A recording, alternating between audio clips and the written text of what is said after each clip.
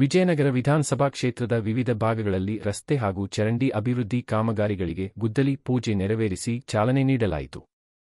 ಶ್ರೀ ಗಾಳಿ ಆಂಜನೇಯ ಸ್ವಾಮಿ ದೇವಸ್ಥಾನ ವಾರ್ಡ್ ಸಂಖ್ಯೆ 149ರ ವ್ಯಾಪ್ತಿಯ ಹಂಪಿ ನಗರದ 9ನೇ ಡಿ ಮುಖ್ಯರಸ್ತೆಯಲ್ಲಿ ರಸ್ತೆ ಡಾಂಬರೀಕರಣ ಕಾಮಗಾರಿಗೆ ವಿಜಯನಗರ ವಿಧಾನಸಭಾ ಕ್ಷೇತ್ರದ ಜನಪ್ರಿಯ ಶಾಸಕರಾದ ಶ್ರೀ ಎಂ.